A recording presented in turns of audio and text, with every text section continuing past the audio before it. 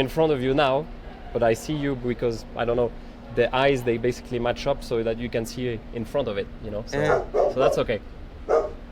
Esteban, I'd now like to apologise. I'm looking after my dad's dog, who has been quiet all day except for when I interview a Formula One driver, and is now barking at next What's his door. name? His name is Teddy. He's a golden retriever. He's gorgeous. Hang on a minute. That's awesome. Teddy, I'm literally interviewing a Formula One driver. Teddy!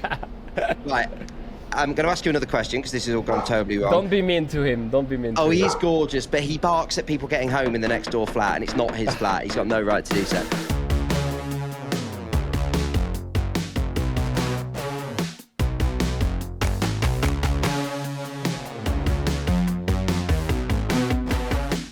Hello and welcome to The Fast and the Curious. This is the Formula One podcast that previews and debriefs the races as well as talks to the biggest names in the sport. This is Greg James. Lovely to be back on. I love listening to this podcast even when I'm not on it. And how good was Susie Wolff on the show yesterday? I think it was a quick turnaround. It was all on. Great interview. Christian Hugel's also here. Christian, you're fresh from Austin. How are you feeling? Yeah, I'm well. Speaking of fresh from Austin, Greg James, for you and Betty Glover, I've got something. Are you excited about this? Please, a present.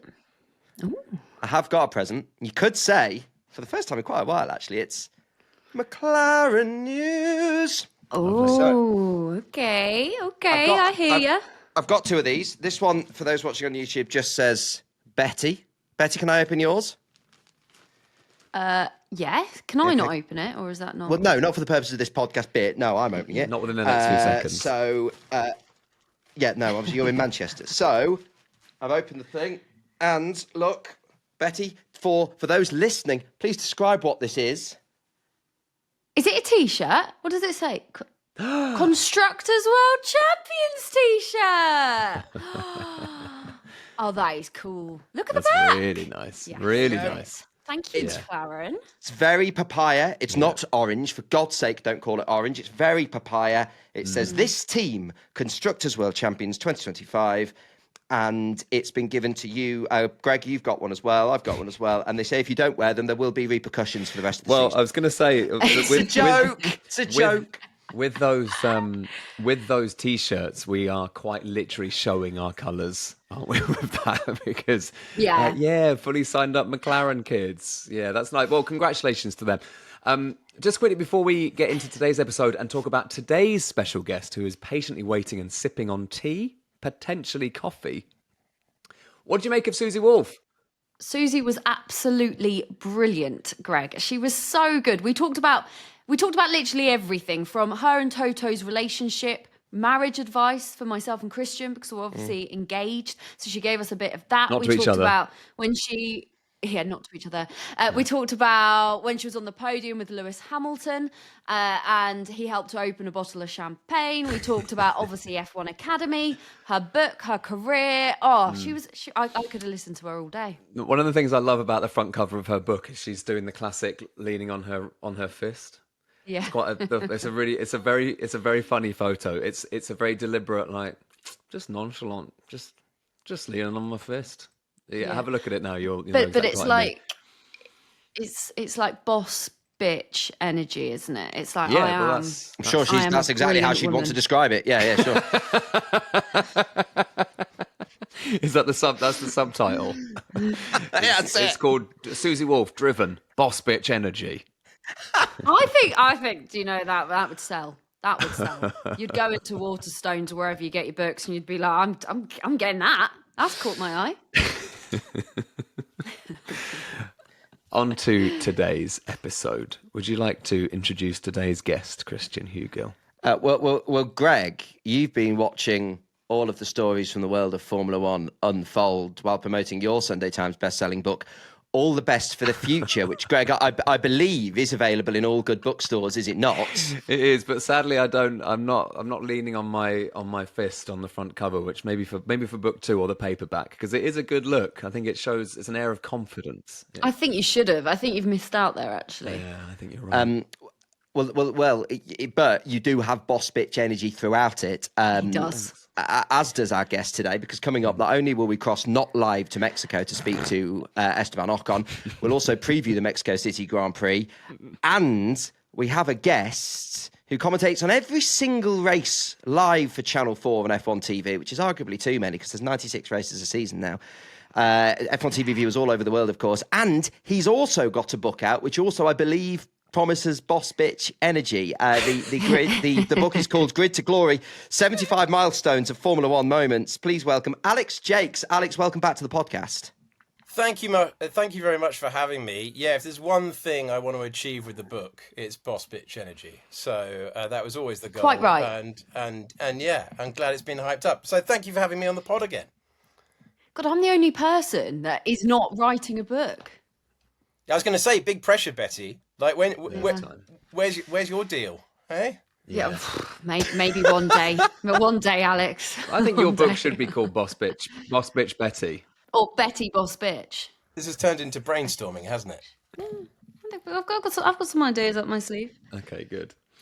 It's testament to your career, Alex, as a commentator, and as a pundit, and as a voice in Formula One, that I was convinced that you and I had chatted, but because I've listened to you and I've watched you, and you've been on this podcast, I was convinced. I was like, oh, nice to speak to you again. You're like, we've never spoken, so I'm sorry about that. But I think that's a compliment to you. It's a compliment to you because I feel like I do know you.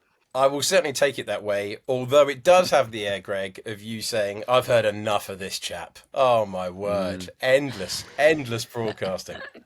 I'm in no position to ever say that someone's been on too many things. It's okay.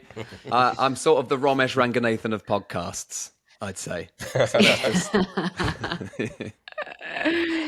Anyway, so it's very, very nice to have you on, Alex. And look, I want to kick off with a big talking point, the big talking point from the weekend, really. And I really enjoyed watching the race. I'm so into this late in the season potential rug pull charge from Max Verstappen to upset everything. Max Verstappen, last time I was on, was 69 points off Oscar Piastri with 7 races to go. He's now 40 points away with 5 weekends, 2 of which are sprint weekends. Let's go round the class, please.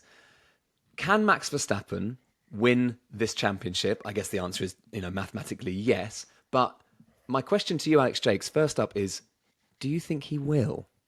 I think he'll get it to a last round decider. I think he needs, on the evidence of when comebacks like this have happened before, he needs something to go dramatically wrong with the McLarens once. I think if we have 5 dry races, I don't think he's going to be the champion. I think if it rains in Brazil, I think he's going to be the world champion. So I still think McLaren have him on the edge of the jab, but one chaotic race in Brazil could completely change things. It's always dry in Mexico. We know it's going to be dry in Qatar and Abu Dhabi. Vegas is freezing, but usually tends to be dry. So Brazil, the weather in Brazil, I think is going to decide the title. Wow. Great. What a great answer. See, that's the Alex Jacques difference. You get your answer, and then you get some drama at the end. And that's what it's all about, because this is a very dramatic camp sport. It's also the name of Alex's second book, The Alex Jacques Difference, which is available from 2028, I believe. Yeah, marginal gains and all that guff. Bring it on. There's a lot of money in that, or so I've seen. Betty Glover, what's your heart saying? What's your head saying? So, right, my heart and my head is saying Max Verstappen, and simply because he's still denying that he admits he's got a chance, but he's not putting any pressure on himself. He's still like, when he gets asked about the title race, he's like, no. He has no pressure on him. So he can just go out there. He can just do what he wants to do what he does best. Whereas the 2 McLaren drivers, they've got a lot of pressure on them. Let's be honest. And really, considering the sort of season Oscar had and the lead Oscar had at points during this season, he's going to be looking at this thinking, oh my God, like I shouldn't let this go, should I? But I think Max is in a brilliant position. Christian McHugill. Gregory McJames. Just before I answer the question, I've just realised that he's very much in shot. There isn't a sleep dog behind me. So welcome Teddy to the podcast. There he is. There's a golden. Welcome, Teddy. There you go. It's his first. My dad's dog, who I'm looking after because he's still in Austin because he went as a fan. And I thought there he is. Oh, big stretch for those watching on YouTube. Teddy, good boy. Yeah, he's a very good boy. He's just been out for a walk not long ago, so he's tired. So I just thought it was weird not to mention it if you're watching on YouTube. There's just a dog lying in the background. Anyway, boy. thank you, Can't Greg. actually see him, annoyingly, because you're in the way. So if you could just move to the left, then we can just look at Teddy the whole time. Yeah, sure. What's Teddy thinking? What does Teddy think about the championship? Very little at the moment. He couldn't give a monkey's. He's fast asleep. But no, I think will Max Verstappen win the championship? McLaren are looking to protect this dynasty. They want Oscar Piastri and Lando Norris to both be able to fight for titles long term, years into the future. They don't want a situation like Red Bull have where they're struggling to fill second seats, etc., etc. And I understand that. The negative to that is their unwillingness to back one driver means there is the chance that they can take points out of each other.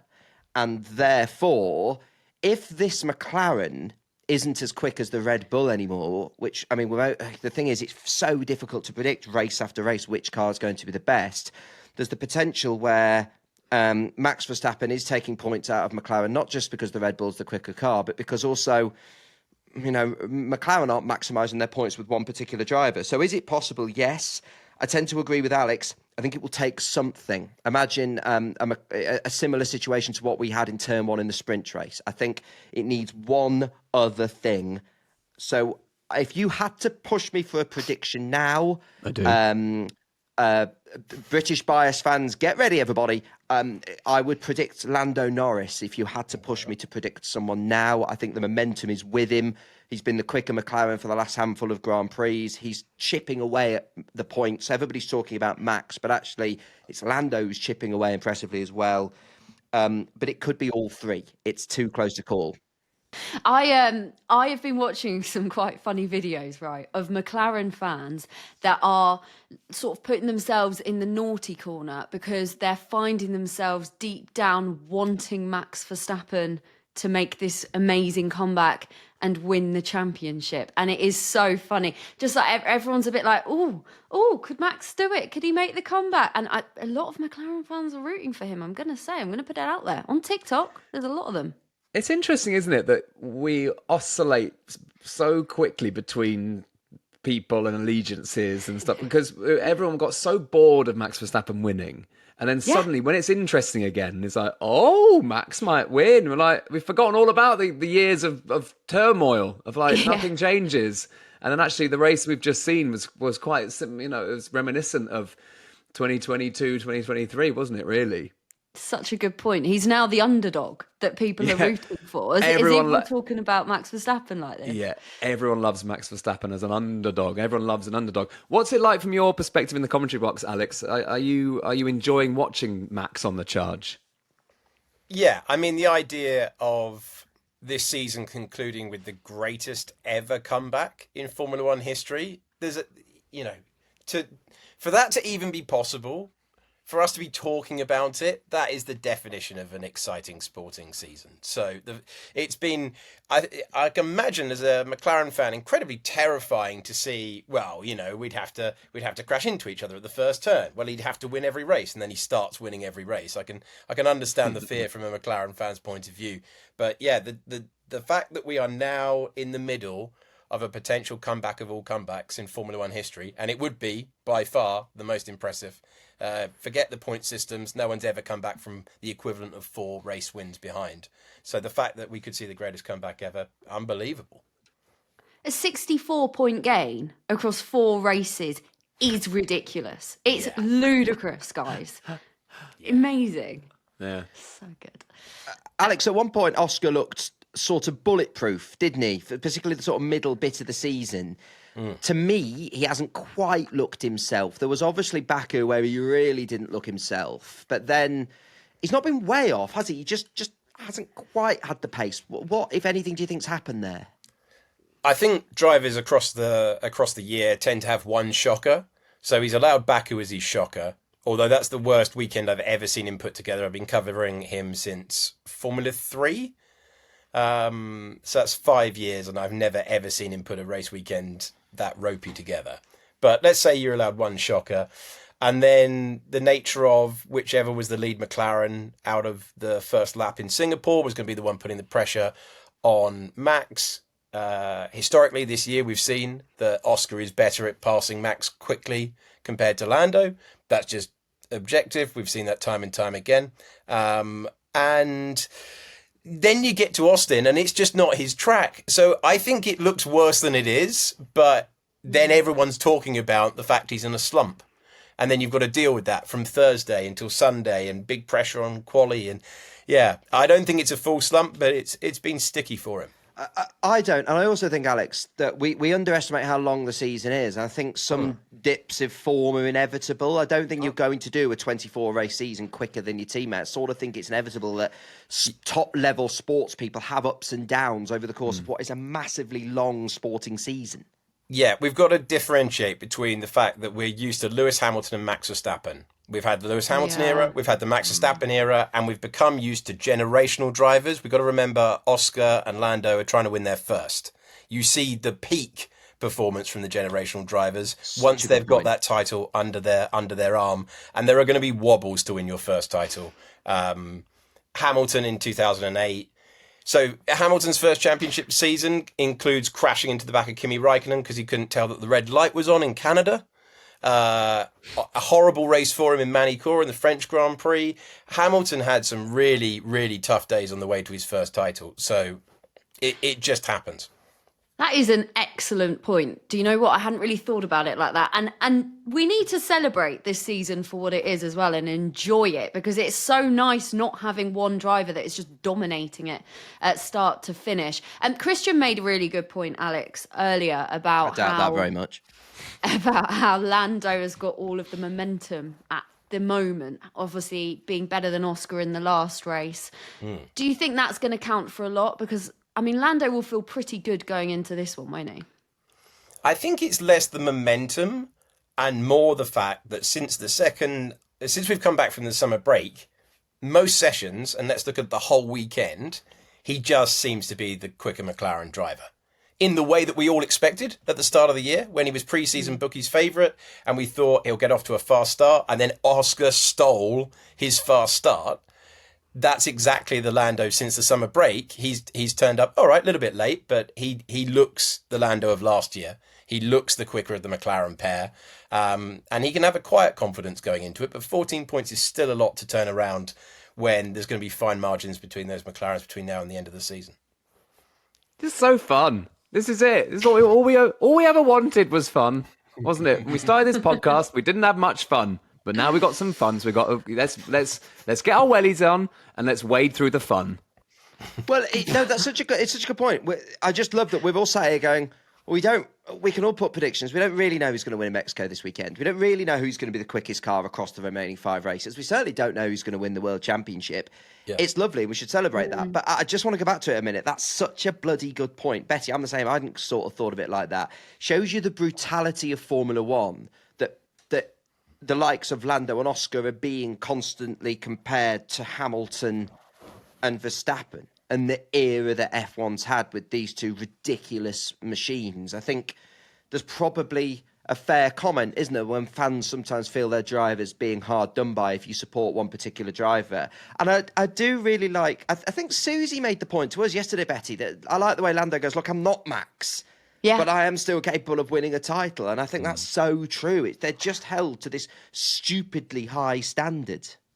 I think also the point that she was making about Lando is that he doesn't have that same sort of mentality that Max has. Like, he's going to make, a few little mistakes, or he's going to beat himself up when he's talking to the media and be really honest. Like, he's just so incredibly different to Max, isn't he? Different in that personality. Sense? Yeah, totally. But if he goes and wins the championship, then brilliant. We're in such a good position because if Max goes and wins this championship, then that's history. We have just watched a legendary second part of the season from Max Verstappen. Amazing. And if Lando or Oscar win it, then we're watching 2 young drivers winning their first world championship. Like, brilliant. Stories everywhere. Alex, you must be shaking in your boots at the thought of commentating on that. I can't wait. Honestly, we we haven't had a. I remember 2021. There was a title decider, and No, it doesn't ring a bell. someone very, very senior said, "Oh, well, you'll get loads more of these. That won't be, there'll be loads of these." And we haven't had one since. So we're overdue for a last race title decider, and I can't wait. Australia have only had 2 world champions all time, so Oscar would only be the 3rd. Lando to come in as pre-season favourite, to take all the hits that he did at the start of the year, to fall all the way back. Let's be honest, everyone thought it was done when his engine blew in Zandvoort. If he comes back and, almost by his fingertips hauls himself to the top of the mountain, that will be an epic as well. So I agree, Betty. Whoever wins, we've got a story for the ages. Alex, I don't know if you know this, but when a good new song comes out, Greg stands in the mirror and pretends introducing it on the radio, just hit the vocal and stuff. That's fact. Are you with this title battle? Are you already talking through the lines? Do you wake up in the morning and just when you're not brushing your teeth because that'd be impractical, but do you just sort of wander around the house going to you, and it's a first title for Piastri? No, maybe I should. Imagine if I now fumble the line in Abu Dhabi, and the first thing I think is, I should have done what Christian said. Into existence. Oh my word! It's a first title for Piastri. Oh no! I said first title. Well, yeah, it's all right. All winter, just hating myself for getting it wrong at the end. But no, thanks for the yips, Christian. Appreciate it. Yeah, appreciate it, mate. Don't curse him. Sort of reminds me of the sheer horror I had every time when I used to do the news on Radio 1, introduce the reporter Tamsin Kent. Hi, Tamsin, if you're listening. I always got dread. I never did it. I never did what you think it. I hate it. I hate just saying the word Kent.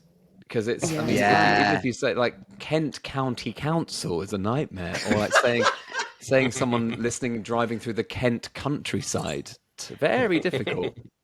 On my first ever Radio 2 sports bulletin shift that I did into Sarah Cox's show, I had to talk about tennis world rankings, and I said tennis world. And you can imagine what I said. And I had loads of friends that were in a car and they were filming it all, being like, "Oh my God, Betty's on Radio 2. This is amazing." They filmed it. They're like, "Oh my God, there she is. And then I say, and they're all like, everyone just falls silent. And they're like, "Did she just say on the radio?" It's also doubly bad because it was on Sarah Cox's show. Wow. I know. Do you know what? Oh, awful. Won't ever get over that. Ridiculous. But anyway, look, I'm sure you're not going to say Piastri wins the Pulver. I think it's going to be absolutely fine. Don't worry about it. And just to go back to what Christian was saying, I do practice sometimes. Do you? I was making that up. Yeah, I do practice my links sometimes. I think about believe it or not, sometimes I think about what I'm about to say. I don't believe that. I've worked with you too long. And I will think about it the night before, as I go to bed. I'm like, what's the first thing I'm probably going to say tomorrow morning? And I do think about it. So there you go. And when he wakes up in the morning, he goes, "It's 8 o'clock Newsbeat now with Callum Leslie." Every morning. Anyway, moving on. This has got niche, hasn't it? Still to come. Well, no, it's good. Do you know what it is? It's really positive, and I like that. Alex, you're good making a, what's the word I'm looking for?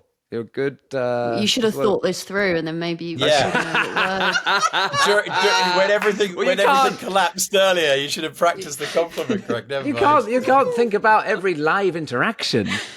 Influence. You're a good influence on all of us, Alex. You're getting us excited, and we love your insight, and we're going to get more insight from you as we talk about your book. And Christian Hugo will speak to Esteban Ocon next on The Fast and the Curious. Hello and welcome back to the Cast and the Fury. Oh no, I'm still an Alex Jacques. It'd be good now we can just call it Alex Jacques, but you've actually never done this. That's quite good. Yeah, we'll call it a Alex Aches. Yeah, it'd be like that Michael Caine thing where, like, he never said not a lot of people know that, and it stuck with him for the rest of his life. Exactly. It's a mid-quote, yeah. Yeah, it's exactly that. Okay. Anyway, welcome back to The Fast and the Curious. Christian Hugill, we are about to speak to Esteban Ocon, but he's not here. No, he's not. He's not here with us because Mexico has quite the time difference. Oh, yeah. But I've thought of a way we can do it. Don't worry. I've thought of a way it will slot seamlessly into the podcast. We've done it once before. This is going to be bad. By the way, this is going to be bad. Just to let everyone know. No, it's not. Already, it's bad. it's bad. No, it's not. It's going to be excellent. Because thanks to the magic of podcasting, we can cross live now to Christian Hugill, who joins us from the future. Future Christian, talk to us. Past Christian, thank you very much. And may I say, you're looking very handsome this evening. I am here in the future, and I'm not alone. I'm with Esteban Ocon. Esteban, welcome back to The Fast and the Curious. What a joy to see you. Thank you very much for having me. It's an absolute pleasure. The last time you were on this podcast, we were sat at F175 in London. Is it just me, or does that seem like several years ago, decades ago? No, to be honest, it actually doesn't feel that long ago for me. So really? Yeah, this year has flew by. It's been incredible, but no, it feels like a month ago, to be honest. It's quite strange. I think that's probably a great sign. And it's not that I've not enjoyed this season. I'm loving it. But it feels like it is a long season. Seasons used to be much shorter. So it's nice that it doesn't feel as long for you. It's a sign you're having a lovely time, I guess. Yeah, I mean, lovely time is a big word. But, it would be a lovely time if we were winning every race. But no, I mean, it's, when your head is down and focus on the job, you go from races to races, from, simulator work, from debrief and, races to races. It goes by fast, you are focused on what matters and it's good, I wish, normally we say that when we're getting older, things go by quicker. So that's not really a great sign, but, at the moment it still feels like a month ago that we were F175, but I realize that there's a lot of things that have gone by. A lot of things that have gone by. I'm lucky, Esteban. I obviously come to several of the races. We only spoke last weekend, actually, when you were on my other podcast. So I'm lucky to see you in and around F1. You've always, this season, had such a nice smile on your face, even when stuff hasn't gone your way. Not every weekend's going to be a great weekend, but you seem to always still be smiling. Is this fair to say?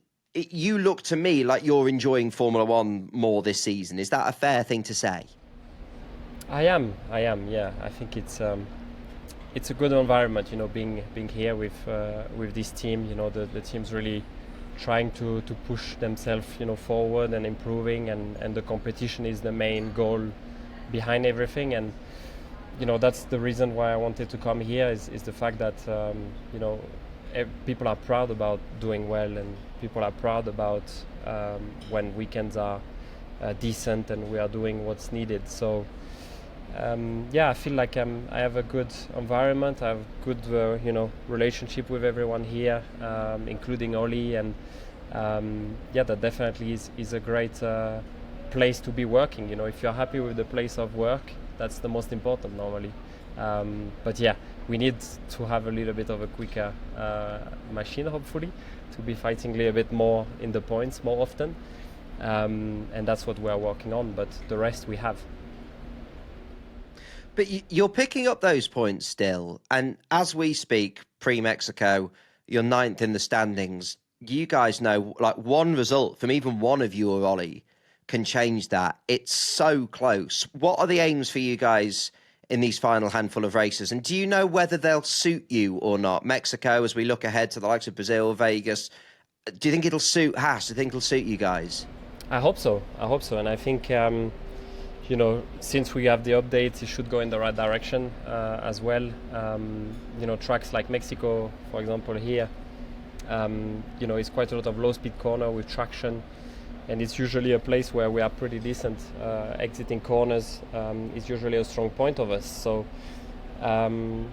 these are all facts on previous races and stuff, but we need to see it in action, see how it goes after practice. But if we have a weekend where we don't have issues and we manage to extract the best out of it, we should be in a decent position, and that's going to be the aim. We said you were coming on the podcast in the week. We got so many questions. I'm going to put a couple of those questions to you now. This first one is from one of our listeners and viewers called Izzy. And Izzy and our producer Will, actually, I need to give Will some credit for this, told me something I had no idea. And I'm staggered at myself, I didn't know this, that you were in a French language Netflix original film. So Izzy's question is there more acting on the way in your career? But right, we need to go back a bit. How did this come about? What role do you play before we answer Izzy's question about any more acting? Well, I don't know if it's really a role, but to be honest, I have 2 scenes in a great actually Netflix movie, with some great French actors as well. We have a good friend of mine who's called Michelle Larocque. She's a French actress. She's been having so much experience in movies. She's done so many great movies, and she's going to be playing in Emily in Paris quite soon as well. So she basically asked me if I wanted to do that little cameo. It was supposed to be a cameo, but at the end of the day, they gave me a little bit of a bigger scene where I had 2 scenes on 2 different locations, and it was one on a church, and then the other one was in Barcelona. So it's a bit weird because I play Damien and I steal basically the girl there. She exits the church and she doesn't want to get married with her husband, and I basically steal her away. But on the track, I'm Damien, I'm not Esteban, but I'm still in an Alpine suit because it was last year. So, it's quite funny, the whole thing. And it was great to have a little bit of experience, see how, movie works and how it is. I don't know if there will be more soon, but there will be definitely more in the future. That's what I want to do for sure. So this is a thing. You'll do more acting in the future. This is a bit of a thing. I would love to. I mean, that was an experience that I could not say no. I could not decline. The way it was presented to me and how Michel wanted me to play in that movie was, I had to try. Basically, I had to give it a go, and everyone really welcomed me so well and teach me, the little things that I could do better, and learning about the job really. But I would love to do, a bit more maybe action stuff in the future. We never know. After my career when I retire. This is comfortably my favourite thing I've ever found out about a Formula One driver away from the track. Because you know this podcast, we speak to you guys about your lives away from the track, and a lot of them, your colleagues, Esteban, Max especially, they all say, "Oh well, what do you do in your spare time?" I sim race, so I drive something else. And it's like, no, I do that too, mate. Oh, I know you do. I know, but you've got something else cool. That's brilliant. That's absolutely fantastic. So I guess what I was going to ask is who'd play you in like a story of your career, in like a film of your life? You'd play you, I guess. I don't know if there will be a movie about me in the future.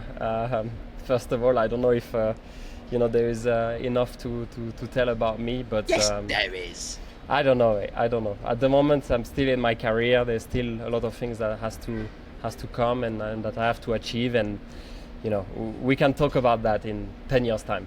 Okay, get thinking about what roles you'd play, because I think you could be the hero. I think you could be the anti-hero. I think you've got range, Esteban. I think there's thank you, mate. I appreciate it. There's a career in this.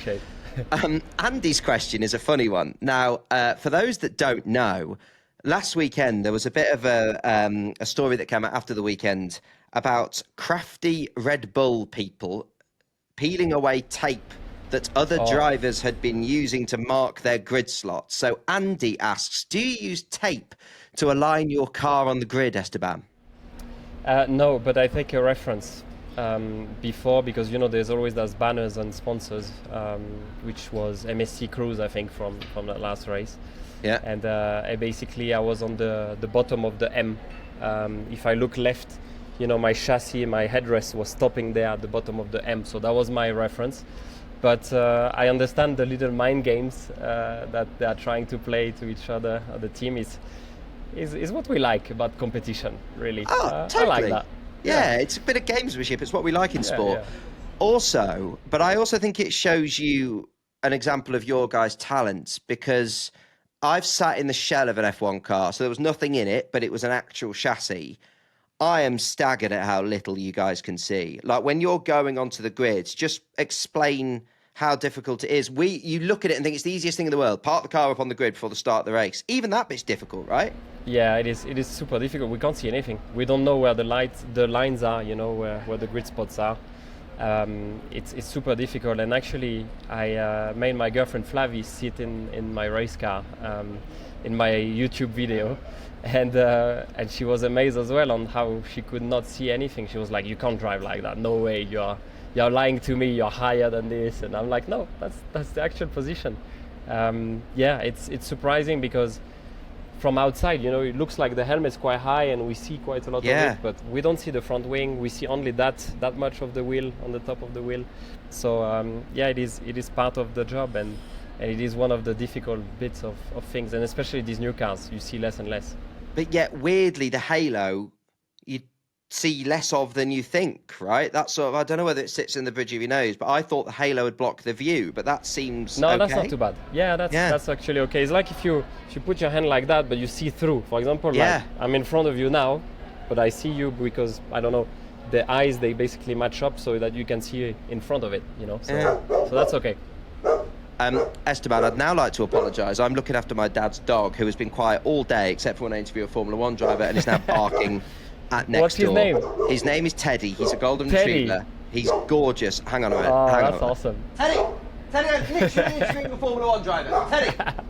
Right. I'm going to ask you another question because this has all gone totally wrong. Don't be mean to him. Oh, he is gorgeous, but he barks at people getting home in the next door flat, and it's not his flat. He's got no right to do so. Katie says, you're clearly in a better place this year compared to last. When you get into a better car or the car's improved, can you feel the change when you get in the car? That's from Katie. Yeah, you do feel. You know, changing teams is not an easy thing. There's a lot of things to learn, but you straight away feel, when I did the test in Abu Dhabi, you know, where the differences are, where the car is stronger, where the car is a bit weaker.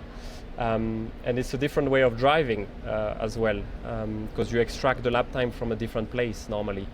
But yeah, straight away, took me 3 or 4 laps to discover, you know, where the car was stronger, where it was a bit weaker, and the way that I should have drive, you know.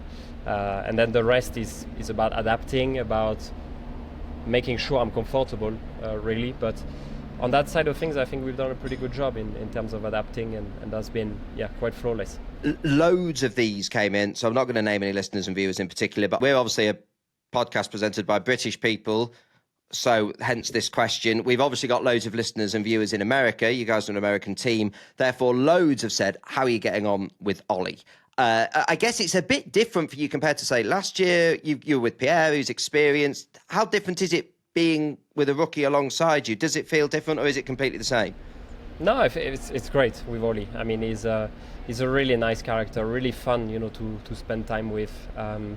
You know, once we get to work, obviously, it's very professional, and we talk a lot about a lot of things, you know, in debriefs, and we make sure to be transparent, you know, from one side of the garage to the other.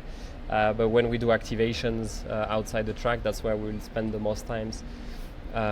It's very fun, you know, to spend time with him. He's a very nice guy. I get along super well with him, and you know, I'm really happy to be teaming up with him for this year and also the next. So yeah, I mean, it's going well at the moment. The atmosphere that there is in the team, and yeah, there's no reason that it should change, and I hope that you know, we get a lot of success together, because yeah, we are putting the work in, you know, with the team, and I hope it will pay off. Love it. And just finally, Esteban, Mexico this weekend, we've already spoken about how tight it is. Like, the midfield battle is genuinely ridiculous. Like, I mean, you look at, like, say, Hulk's podium back at Silverstone or something, it changes it completely. Or when Carlos gets one for Williams, like, one little result can make the difference. So what's possible in Mexico? What are you feeling and thinking? Obviously, you've not driven the car yet, so I know it's difficult to say, but what should be possible for you guys? Where are you looking to be in Mexico? Well, the aim is going to be to qualify better than we've done recently. It's been quite tricky for us in quali, but you know, the race pace has been pretty solid, you know, to be able to join the top 10. And you know, the aim is to be scoring some points always, and I hope that you know, we can deliver something like that. I think the team was very competitive here last year, towards the end of the year especially, and you know, we've got the upgrade as well, so I hope it's going to go that direction also.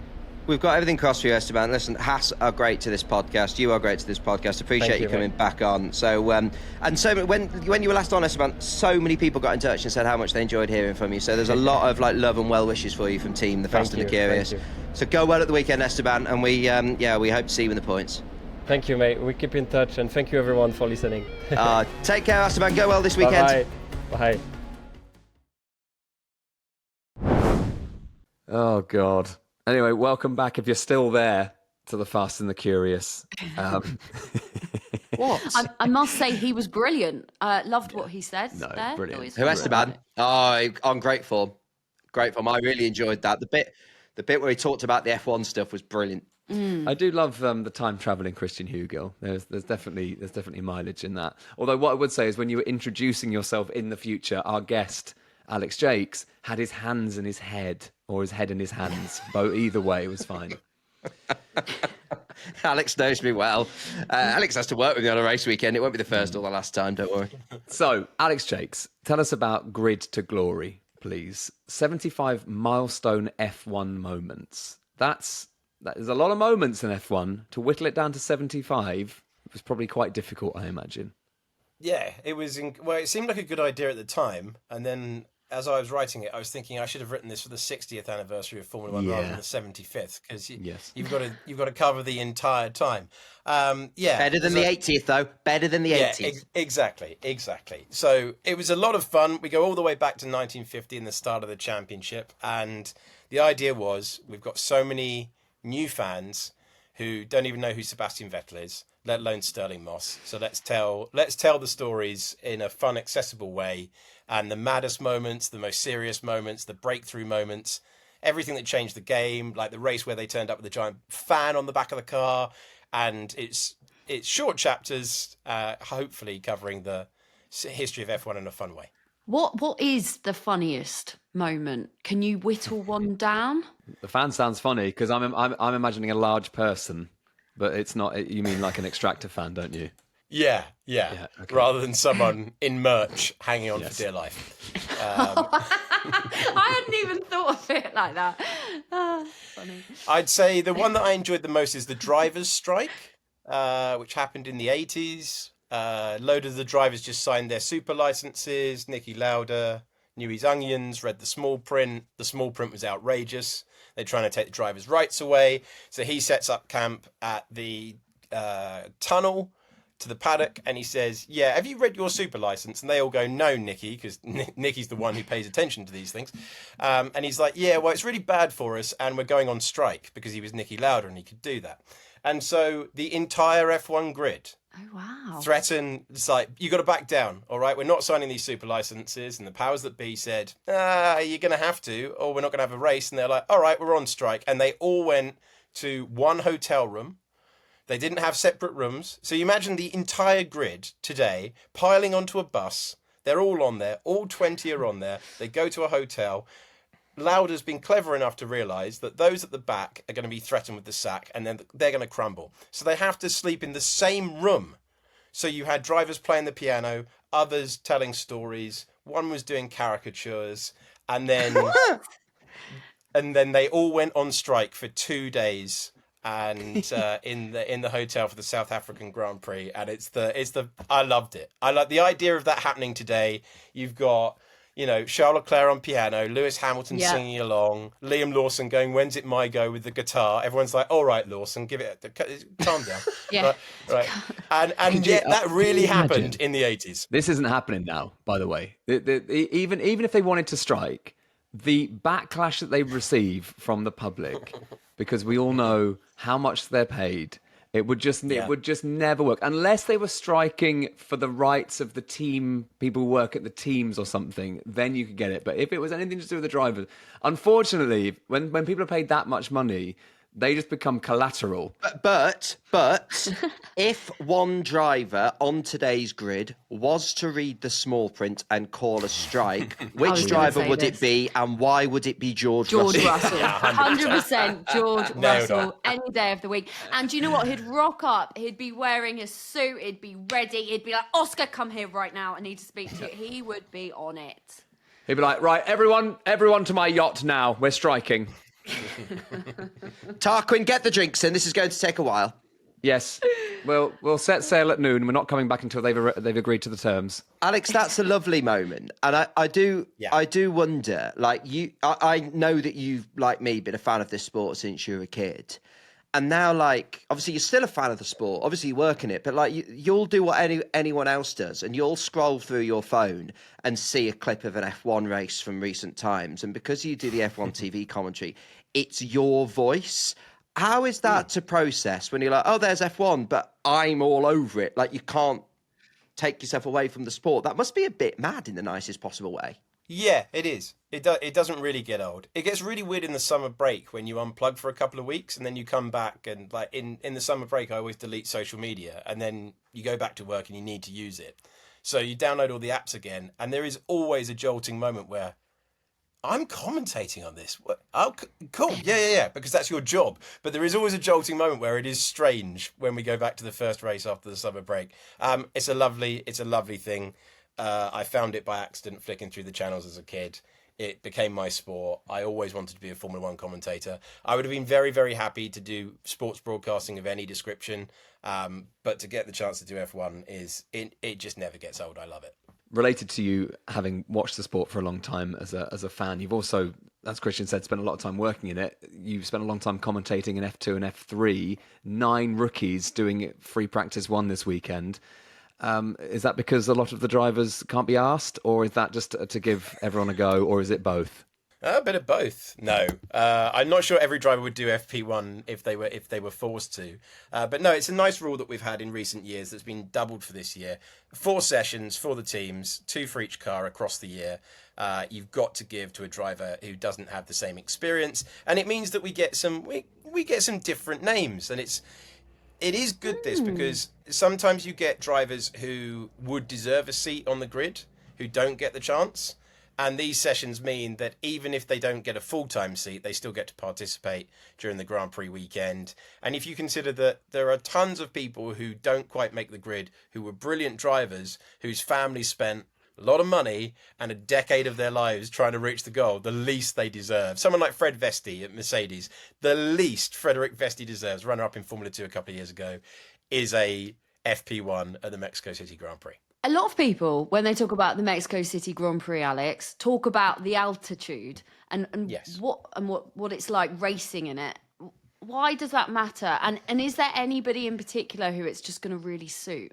Well, Max has won there 5 times, so he just seems to love it full stop. But that was a little bit because of the fact that it takes the performance away from the engine. Red Bull traditionally, when he wasn't, they always had a good chassis, but they didn't always have a good engine. So they would get to Mexico and suddenly it would be a level playing field for the first time all year when things were dominant for Mercedes. So he's pinched a couple of wins there because of the reset of the altitude. The lack of air density means that they run Monaco levels of downforce at Monza levels of speed. So they've got all the downforce they can possibly bolt on, and there's just less oxygen, less air density, so because of the altitude. So as a result, they're going ludicrously quick with loads of downforce, which is why Verstappen's got so many wins, because Red Bull have always been good at that. And the power's a little bit down on the outright performance. So yeah, it does change things a little bit. It won't change this year's World Championship as much because no one's got an outrageous advantage with the engine or a super efficient car when it comes to the aero. They're evenly matched. Just on the FP1 thing and getting a go in free practice, this might be a stupid question, Alex. How exciting is that for a driver? Because that's a good question. As the viewer or the fan, we look at it and go, oh, who's that? Or we might go, oh, yeah, I've heard of him. That's cool that he gets to go. But is that, as you mentioned, the money they spend, the years they spend trying to get into Formula One, is that a really exciting moment? Or are they going, they've thrown me some crumbs here? It's not quite the crumbs, but you're on to something, Greg. They work there all their lives. They're very appreciative of the moment. But then if you speak to all the FP1 drivers, the number one fear that they have is binning the actual race driver's car. Yeah, it's a nightmare, right, that gig? You get this moment, but then your moment is clouded by the fact that please don't stick this in the wall because then... And you know full well the driver's on the pit lane pit gantry or in the garage, and you know the director will just crash zoom to the driver, like we saw with Antonelli when he crashed George Russell's car. Bang! Antonelli's in the wall, and let's crash zoom to George Russell looking grumpy. Russell's thinking, "Don't look grumpy" on the international feed. 1, 2, Russell's 3, like this. and then yeah, that's fine. That's fine. He's crashed my car. There's no way I can now win this weekend. That's all right. Then they cut away from the garage, and then you can have a proper strop in the debrief afterwards. But no, Greg, you're right. It's a lovely moment that they can celebrate afterwards, but not at the time. They feel massive pressure in the car at the time. I think with this particular batch we've got, I think, let's be honest, there are some who have more of a chance of getting F1 seats in the future. So the one I would look out for in particular is Lindblad at Red Bull. So and we're going to go and talk about this in a minute, the only non-Red Bull seat up for grabs next year is with Alpine. Other than that, your only hope of getting on the grid next year is in a Red Bull car, where basically we don't really know what they're going to do with Alpha. No, do you know, I went AlphaTauri, then I went Toro Rosso. I actually mean Racing Bulls. Sorry. There we go. Yeah. Going on. That's so we don't know what they're going to do with them, and we also don't know what they're going to do with the main Red Bull seats.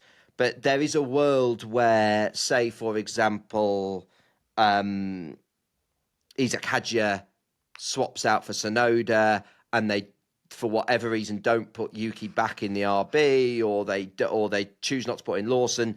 Lindblad is the one people are talking about, I think. So he's maybe the one I'd keep an eye on, the one I think who will be being judged very closely as to his performance, because Dr. Helmut Marko, the I don't know his official title, I suppose the Overlord, the driver advisor of Red Bull, the Dark dog. Lord, all of those. He said that they're going to think about this seat after Mexico, and you might hear something after Mexico. I mean, you never know.